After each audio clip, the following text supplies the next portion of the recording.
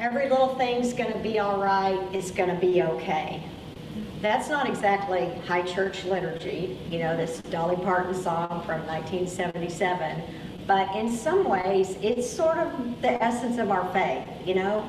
Faith is the assurance of things hoped for. It's the conviction of things not seen. It's just right up ahead, around the corner, just a little farther than you can see, God's bounty and blessing and joy and justice for all. The assurance of things hoped for, the conviction of things not seen. It's what Dr. King preached about that very last night in Memphis when he spoke to the sanitation workers and said, we got a long road ahead, and I don't know that I'm going to get there with you, but I've been to the mountaintop, and I am not afraid, because I know that we as a people will get to the promised land. That's this kind of faith.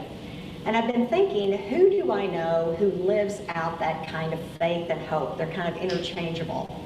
I've been thinking a lot of the older people in this town, the 80-year-olds, 85-year-olds who are still in the struggle that I kind of attach myself to and follow. And I think it's true for a lot of our parents, a lot of people as they age. My mother, who turned 85 yesterday, I think lives out this kind of steady, quiet faith. The more as she gets older, and my father, who will turn 92, he lives out this faith in this kind of funny, quirky, you know what he's going to say way. Like my dad is absolutely sure that Beto is going to be the governor of Texas. You know, I mean, partially because he thinks that's what God would, you know, that people are going to come to their senses, they're going to realize no one should have all these guns, everybody's going to line up and they're going to vote this way. And in part, that's because that's the world he believes in, the world God calls us to, this world where there's not that kind of violence and where there's justice and joy and health care for all. And he has this kind of faith that's really about, you know, it's sort of grounded in reality. Like he really believed the Kansas vote would come out no, because he'd done some research and he watches PBS and he's like, Holly, this is what Americans want, you know, so he believed it more than me. But then some of his faith and hope, it is not grounded in reality.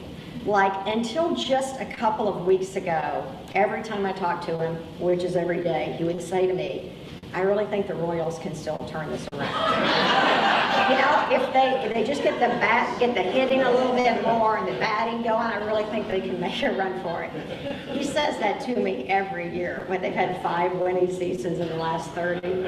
I really think, and it kind of occurred to me that my dad's faith and hope is really an expression of his love for me and his relationship and his connection to everything close to me. He knows about you all. Of course, every candidate and cause my daughter supports is going to be a win, right? And that faith and hope, it's really not about results.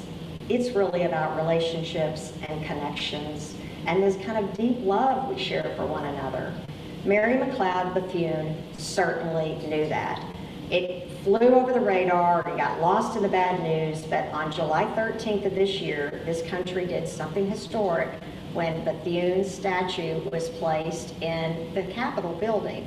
And if you've ever been there to the Capitol or seen, as many of us have, many images of it, you know that there's a lot of statues. There's 266 statues in the Capitol, and 95% of those are white men, right?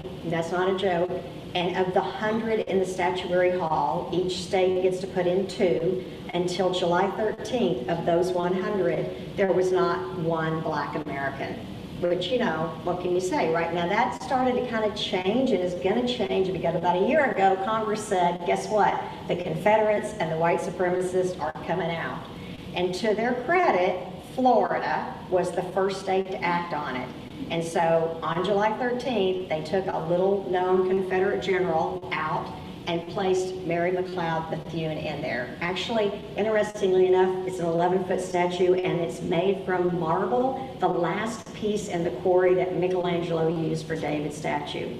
So this is magnificent, magnificent statue of her there. And she was a magnificent person. Bethune was born in 1875 in South Carolina, 10 years after the Civil War ended. She was the 15th of her parents' 17 children. Pretty much everyone in the family had been a slave. They still worked on the plantation there, picking cotton. Her mother also did the wash of white people. And one day she was in a home and she saw a book and she picked it up and opened it, and a little white child grabbed that from her and said, "You can't read." From that day, she thought the difference between blacks and whites is reading, and she was determined to read. She was lucky in that the Presbyterians had opened this one-room mission school, and she went there. She was the first person in her family to learn to read or write. She would come home each day, and she would teach everybody in the family what she'd learned that day. She was lucky that she got a scholarship to go off to North Carolina, another little Presbyterian school, and then she went to the Dwight Moody Institute in Chicago. She wanted to be a missionary and go to Africa. Thank God she got turned down because she was a black woman, because instead her mission field was the classroom. And one of her wise mentors challenged her, and so in 1904, with $1.50 in her pocket and 6 students and faith in God, she opened this all-girls school in Daytona, Florida. She raised money for that school by selling sweet potato pies and fried chicken to the railroad gangs, and she sang in beautiful hotels, and she courted donors like the Rockefellers and Procter & Gamble. And within a few years, there were 250 students, and in 1923, it merged with the boys' school and is now Bethune-Cookman University. 118 years later, they got 3,000 students starting in the fall, so it's one of the most significant historically black universities in this country. And she wasn't just a remarkable educator, she was a badass suffragist. She worked hard to win the women's vote from the early 1900s. When the 19th Amendment passed, she was the 6th woman in Daytona to register to vote, and she took 62 black women with her. That was a dangerous thing to do in the state of Florida. There were more people lynched in Florida per capita than in any other state in the country. And that night, true to form, the Klan showed up at her school, 100 guys in robes with their torches, and marched through there, and she brought the girls out of the school and they sang, right? She wasn't just an educator and a right to vote person. She ended up having a big national stage. In 1927, Eleanor Roosevelt invited her to a luncheon with other leading women in the country who all happened to be white, and none of those women would sit with her at her table. And Roosevelt was just shocked. And so from then on, the two women worked together, traveled together, appeared together whenever they could. And through Eleanor, of course, Bethune got the ear of the president. And she went on to be the only woman on his informal black cabinet, and ended up being the highest ranking federal employee during the New Deal. There's so many things that have come out of the New Deal, and I feel like I know a lot about it, but there was a National Youth Administration, and she was head of the Negro Division, which employed several 100,000 black youth during the Depression, and she headed that. And then she went, World War II, she was very instrumental in integrating the VA and integrating the women's military corps, and just remarkable human being all the way around, certainly deserving of a statue in the Capitol. And more than that, we could get our Bible out and open it and just add her name there to the cloud of witnesses, because she was a person of enormous faith. In the listing of the cloud of witnesses, there are kind of 3 categories where you get to qualify. 1, you're righteous. 2, you set out on a journey when God calls you. 3, you're suffered and you're tested for your faith. And 4, some people are all of the above. Bethune was all of the above. And her faith wasn't really just about results. I mean, she has some pretty good results, right? School from 6 kids to now, tens of thousands of people have walked through the hall of that campus. But she also knew defeat too, because it wasn't long after Bethune and the 62 women registered to vote, then the state of Florida took that right away, right? Poll taxes, grandfather clauses, ballot tossing, and until, a decade after her death, right, she never got to vote. And while she had remarkable success in education, she was absolutely determined to see equality and dignity and fairness in the schools. She died, thankfully, 1 year after Brown versus Board, so she saw that Supreme Court decision before her death in '55, but she didn't live to see the Florida schools integrated, because that happened in the fall of 1970. That January, the governor of Florida finally gave up on his last push against that decision, right? So her faith was not really about you always get the vote you want.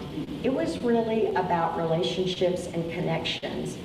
Primarily, her core, one with this sense of God, and that's kind of part of what's underneath this entire lesson in Hebrews.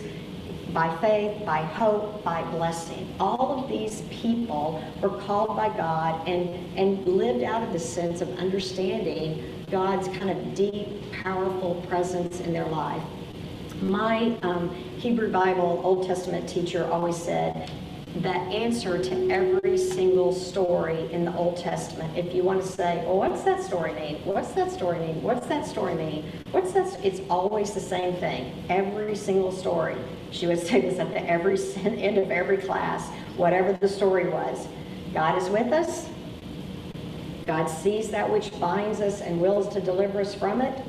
God holds out a future of hope. That's the same thing for every one of our stories. I've sat down with a bunch of you this week, heard about a bunch of tough things going on with our kids, and guess what? God is with you. God sees that which binds you and wills to deliver you from it, and God holds out a future of hope. And from that relationship, Bethune filled her life with other people, with all of these kids she touched, with the Roosevelts, with all of these ways she expanded and reached out. I thought about that last Monday night. I was canvassing in Wyandotte County. It was like the 6th time I'd been over there in neighborhoods, working class and, black and brown and white and young and old, encouraging folks to get out and vote no. And I, every single time, ended up being the person encouraged. I was stunned with how many people came out to talk to me. How many men came out to talk to me, brown, black, white, in their 70s and 80s, came out to talk to me and to tell me their story about why they were voting no. Then one of the last doors I knocked on was a woman my mother's age. She was 85, and she came out and she saw my button. She said, you better believe I'm going to be there. My kids, my grandkids, my neighbors, can I get a sign for the yard? And then she told me that 70-something years before, when she was a very young teenager, she was raped. And her mother had tried so hard to find a way she could end that pregnancy and then find a place she could go. And she talked about how much that had shaped her life. And I told her I was a pastor. And we stood out there in this hot sun and for 5-10 minutes kind of shared about our lives. And I thought about that when I was walking back to my car. It didn't really matter. It did. But the results, they matter. But the relationships and the connections and the hope and the way we touch one another and the way we can come together to touch one another, right? That's really where our hope and our faith and our transformation lies. Because Tuesday, Kansas, Friday, Indiana, right? It's just always not the result you want. But when we build on those relationships and when we come together, we begin to see what's possible. World Series, probably not this year. World peace, probably not either, right? But just up ahead, right? Just a little bit further than what we can see. Just up ahead and just around the corner right there, right? I mean, this hope that the prophets told us about. The day when justice and peace shall kiss, when there will be no more hurting on God's holy mountain, and a little child will lead them. May it come to pass. Amen.